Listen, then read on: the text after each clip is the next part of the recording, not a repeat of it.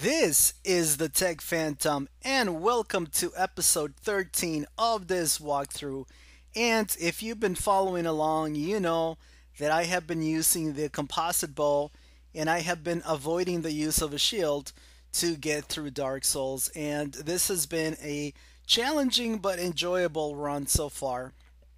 But now we are going into the sort of the last third of the game, and the difficulty and the challenge is going to ratchet up pretty quickly. And but before we go into really the challenging bosses, there is a boss fight that I'm not looking forward to because it could be quite random, and that is the encounter with the Bed of Chaos.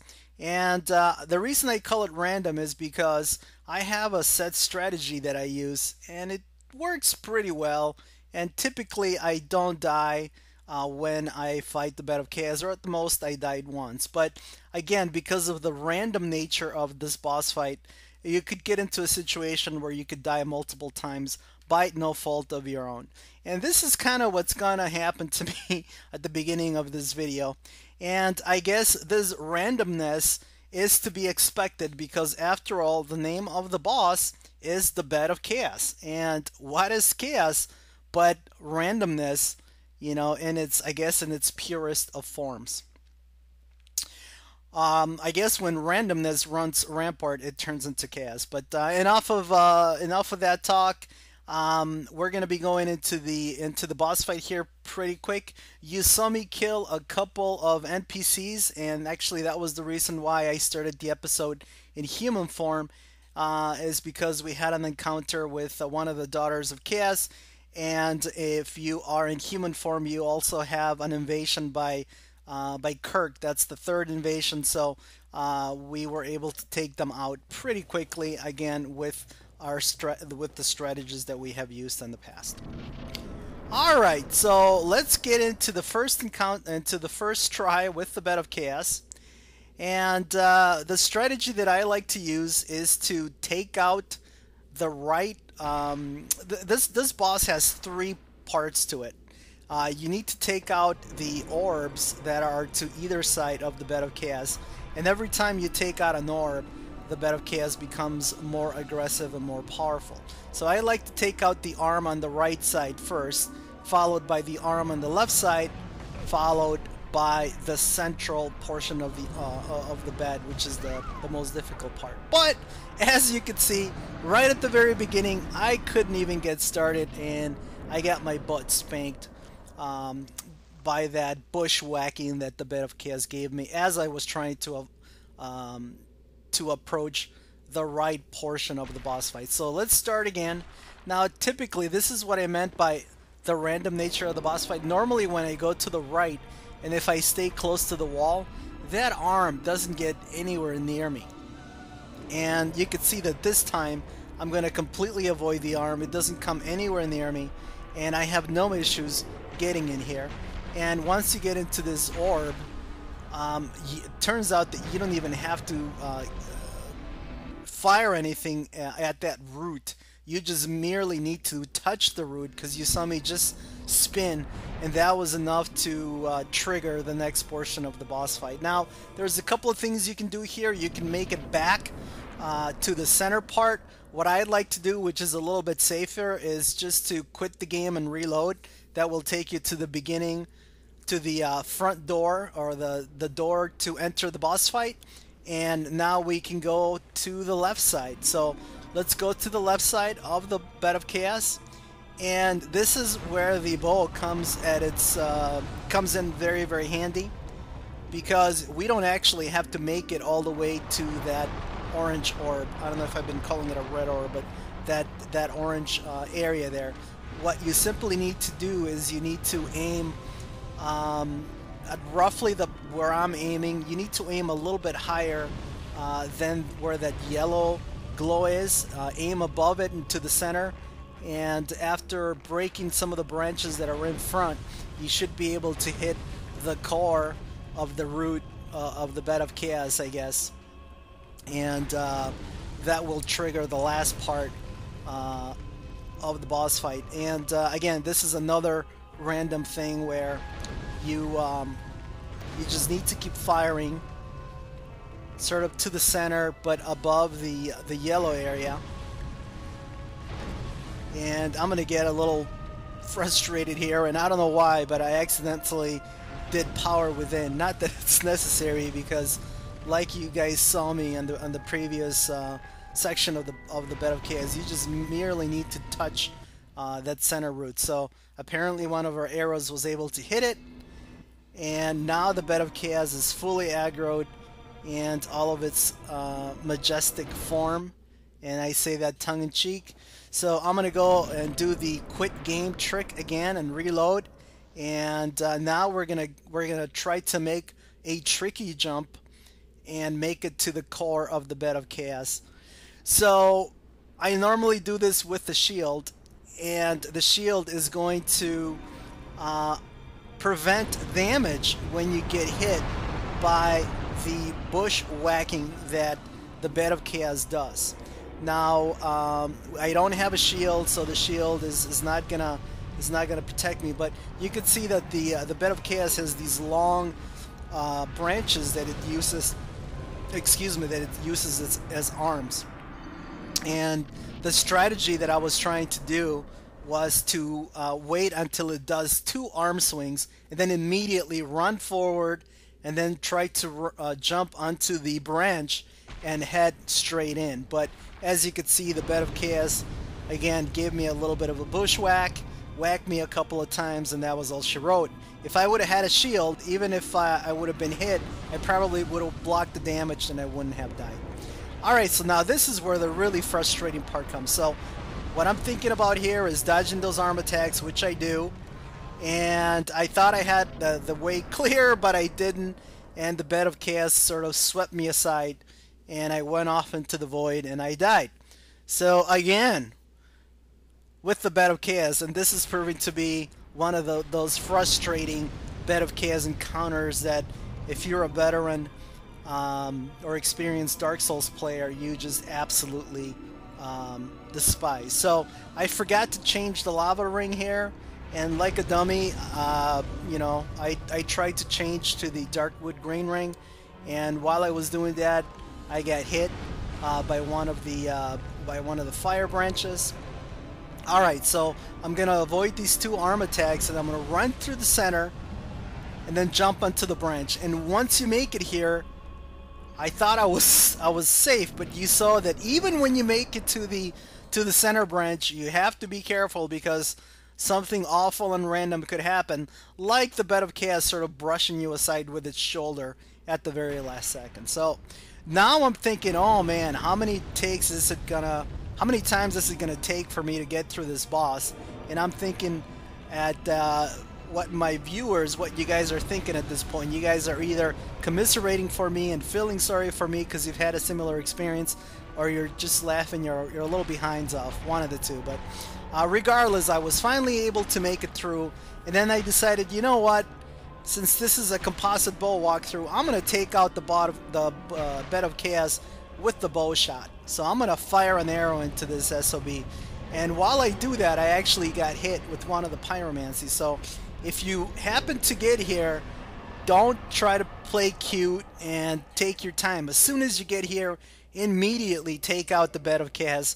Otherwise, you could die. And you saw that I don't have a lot of life left in me. So luckily, that's it for the Bed of Chaos. Now, one thing that you guys saw me do is that I did not light the bonfire by the Bed of Chaos. Now, the reason I did that, or I didn't light the bonfire, is because I want to open up a shortcut to Lost Izalith. And the way to do that is to either give 30 humanity to the one of the Daughters of Chaos, to Quelaag, or I'm sorry, not Quelaag, I forget the name. You need to give 30 humanity to the Daughter of Chaos, that is by the Bonfire Keeper.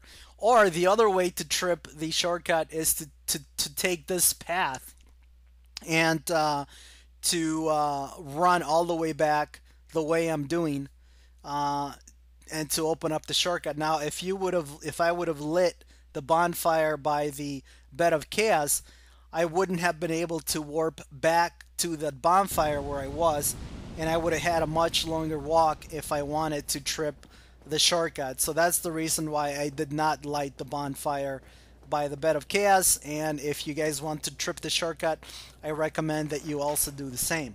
Now, there is one pretty formidable opponent in our way to opening up that shortcut, and that is this enemy here, this demon.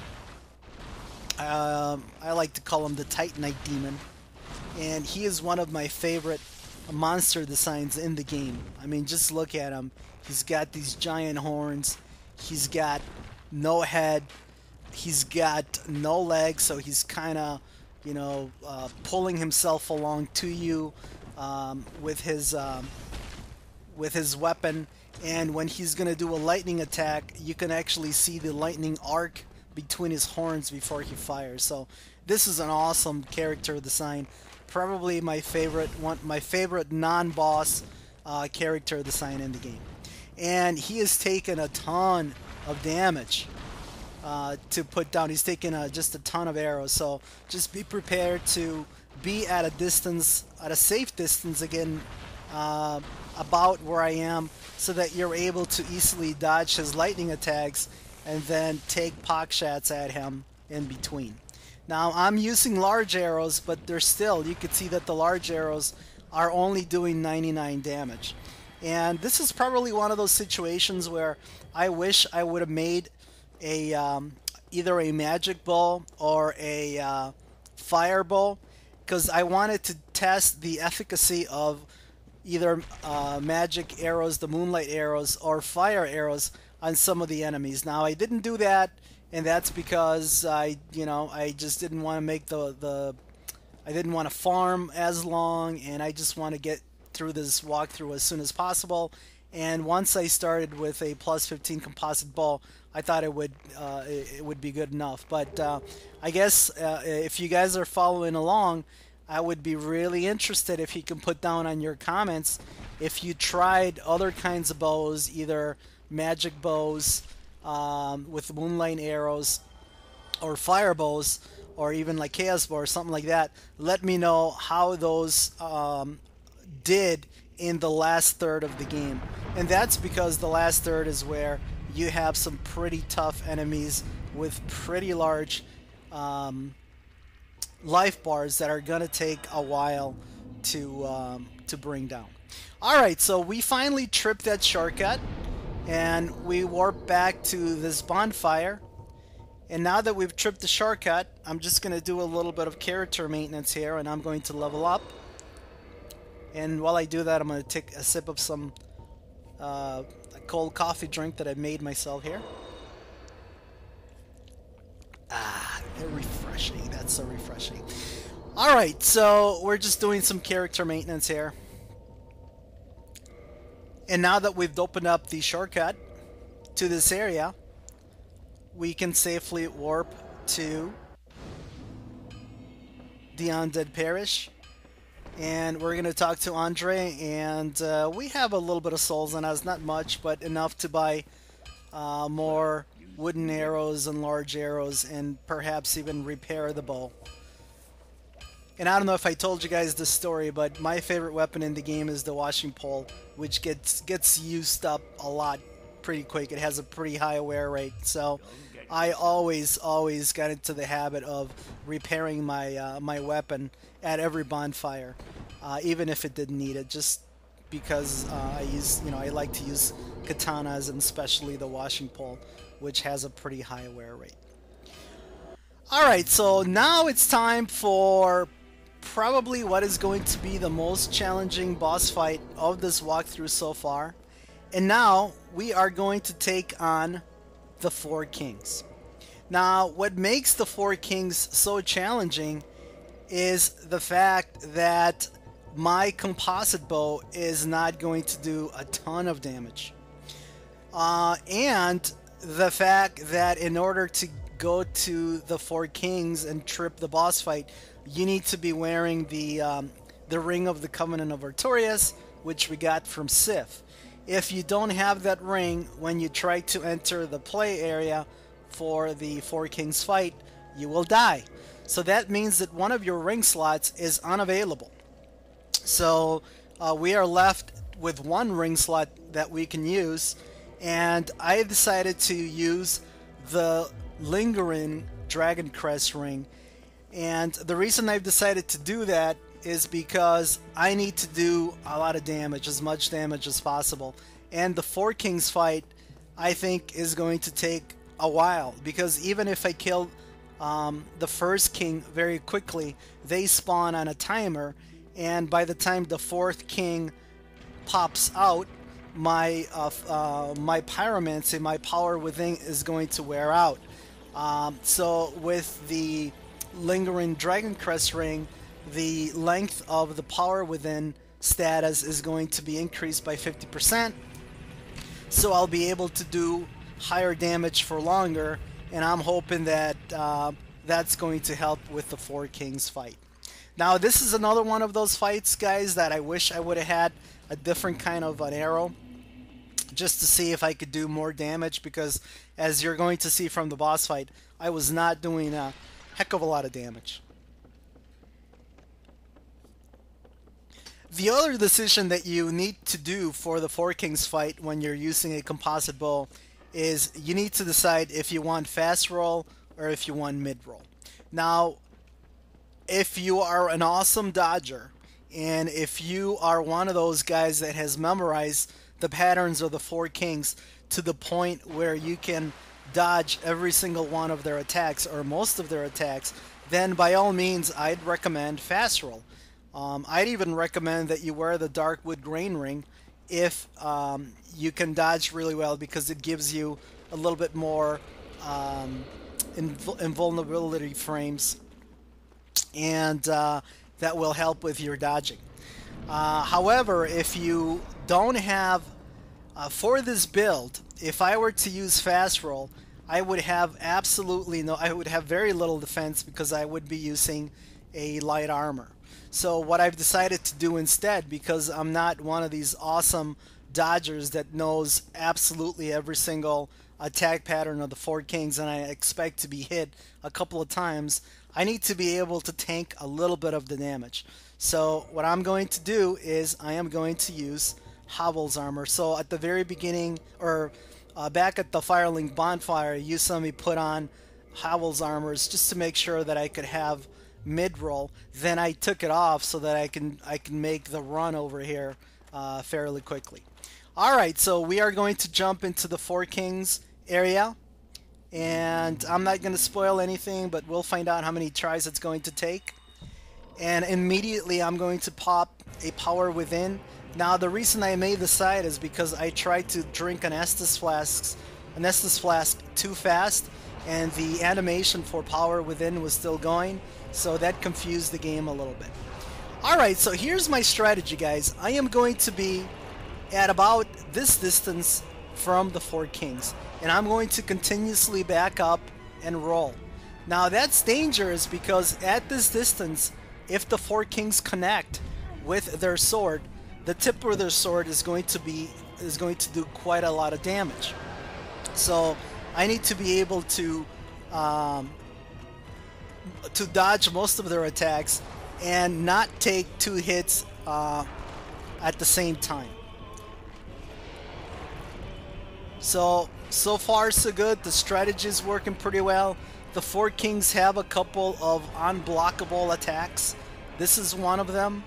I think you might be able to run away from it, but I don't want to do that, because if I run away from those attacks, that will allow the next king to spawn, and there's going to be too many kings on screen, and I just don't do enough damage in order to be able to handle the situation, the case where there are multiple Four Kings on screen, because I need to take them on one at a time. Alright, so I was doing pretty good, but you guys saw exactly what happened. I got hit twice, and with power within going, I didn't have time to do an Estus flask. I also got stunned a little bit, and that was all she wrote. So let's do try number 2. And again, I think this strategy is pretty viable because I like to stand at this distance because you could see the sword attacks coming. So it gives me a little bit better visual cue for when to do the for when to dodge the attacks. Now the other thing that's really important is that you have to be patient. Now you saw that I got greedy there, and I tried to put 2 arrows on the 4 kings, and I got hit with one of the sword swings. And I almost died, and I was lucky that I had enough time and distance to to recover, and I was able to put him down. All right, so the next king has spawned, and you could see you got to do quite a bit of dodging here, sort of get into a rhythm, get into a groove, and the life bar is going down a little bit at a time, so I'm not doing a ton of damage, but I'm happy with the amount of damage I'm doing. Power Within still going on, so the Lingering Dragon Crest Ring is going. I'm going to take a shot here. I know that, but you know, it's not too bad. And I'm just going to continue chipping at the 4 kings. So here's the third king, and this has never happened to me, guys. This was so frustrating. It has never happened to me. I could not lock on to this guy. If you were to hear my controller clicks right now, you'd hear the clicker going like mad because I was trying to establish a lock on, but I was unable to lock on the 4 kings, and that was all she wrote. Because I could not lock on, he was able to hit me in the back a couple of times, and I thought that was you know, I don't really like to make excuses, but that was sort of a cheap death because I was doing pretty well, my strategy was working. For whatever reason, the screen or the camera got in the position that I could not get a lock on going, and I was pretty upset about that. Alright, so let's go at it again with the 4 kings. But I'm feeling good at this point because at this point I have the strategy down. I have a working strategy. The Havel's armor is letting me tank a little bit. The Lingering Dragon Crest Ring is going to give me enough time to take on the 4 kings, and I'm doing enough damage that I can take them out one at a time before multiple kings spawn. And you know, now is just a matter of you know, sticking to my strategy and not being greedy and not getting hit more than once. Now, another reason why I like to stay at this distance from the 4 kings is because they have an attack where they'll try to draw you to them. And when you're at this distance, it's a little bit easier to get away from this tractor beam or this hold attack that they do, where they try to bring you close to them, and if they grab you, they can drain quite a bit of life from you. So now it's just a matter of waiting for them to swing their sword, rolling back, and taking 1 arrow shot and only 1 arrow shot, and then repeating the strategy. And you can see that I'm doing a decent amount of damage. Power Within still going on. It looks like I'm about a little bit more than half of the way done, and I'm waiting for the next king to spawn. So here comes the next king. Unfortunately, he's pretty far away. So again, I need to get to the right distance to keep my strategy going, and I'm doing that. And it looks like I sort of have the timing for the dodge because I'm not getting hit too much. I've only used 3 Estus Flasks so far, so that's pretty good. Now that time I thought I was far away, and I was not, and I got hit.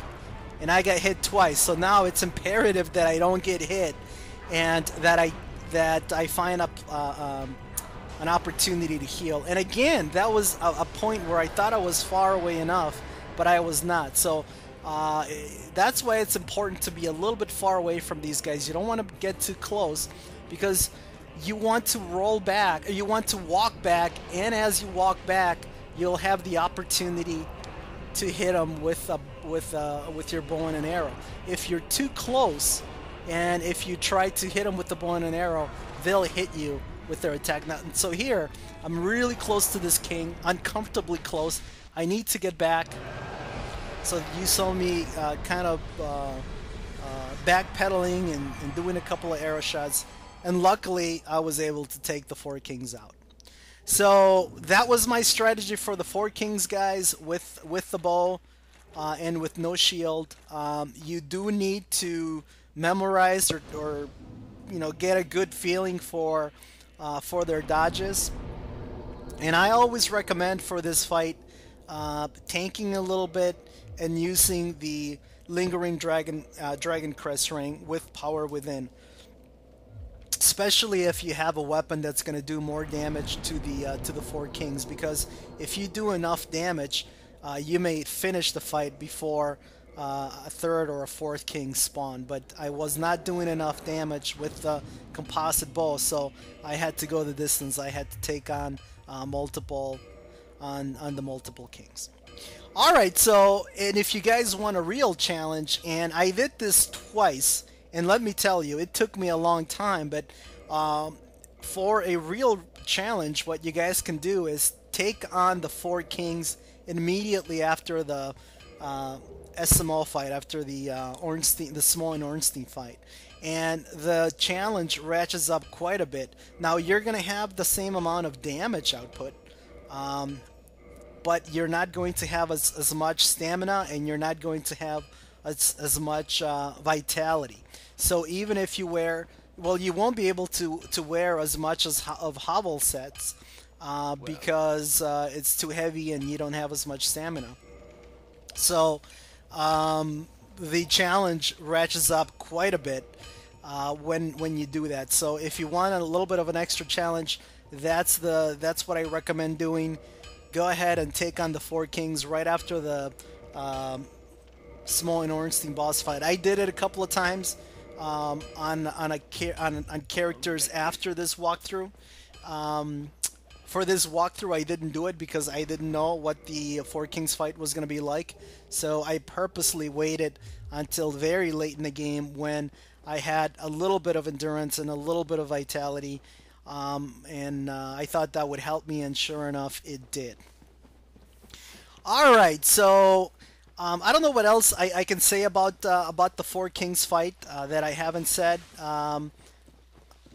If you guys want to change it up a little bit, try or for an extra challenge, like I said, come to the Four Kings earlier in the game, or use fast roll, instead of tanking like I did, and let me know if you use moonlight arrows with a magic or with an enchanted bow, or with the moonlight bow.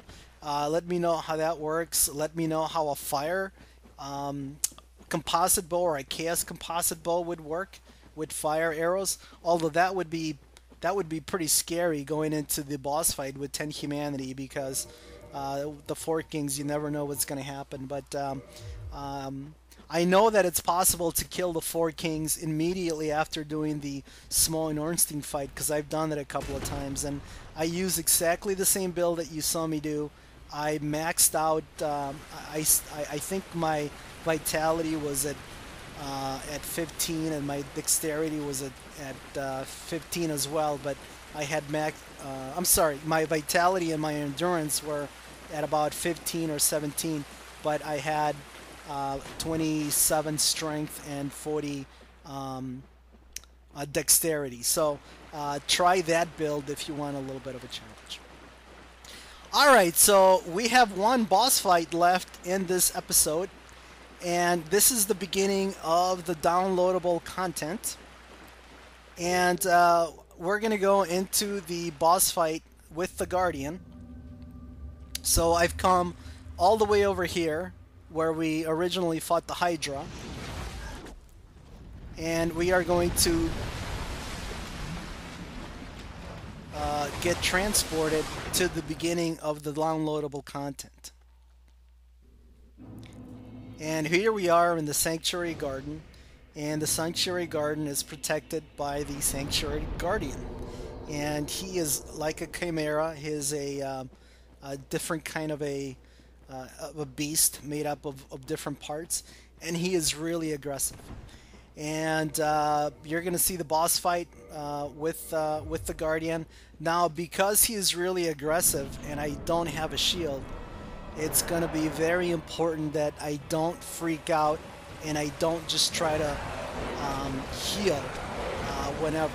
Even if I don't have a lot of vitality left, I have to not heal at the wrong time. Um, I have to pick my the correct time to heal, and it also helps if you don't get hit by a big giant lightning attack like I just did. There's no reason I should have been hit by that attack. So what I'm doing here, guys, is you saw that he gave me a split second where I could heal, and now you just want to be patient. So far, I really haven't done much damage to him. But as you can tell, the composite bow does a huge amount of damage, even though I'm not using power within. So it's just a matter of waiting until the right moment to attack. And like I said, he doesn't give you a lot of time to attack, but when you have the time, put an arrow in his butt like I just did, or somewhere else. Avoid his attacks. Try to maintain your life at half or more. And again, if don't feel like you absolutely have to heal, wait until the right opportunity. Otherwise, you will die, because he will jump on you, and he could stun you, and he could do 1-2, and his attacks do quite a bit of damage. And that is the boss fight with the Sanctuary Guardian, guys. So as you can tell, that was quite a bit easier than the boss fight with the Four Kings, and quite a bit less frustrating than the boss fight with the Bed of Chaos. So that's going to do it for this episode. I hope you guys have enjoyed it. In the next episode, we are going to be taking on Artorias. So that's going to be a good episode as well. I hope you guys enjoy it. This is the tech. I'm going to talk to the giant mushroom, to Elizabeth, for a little bit. And just get a little quest from her. But that's going to do it for this episode. This is the Tech Phantom, signing off. May the flames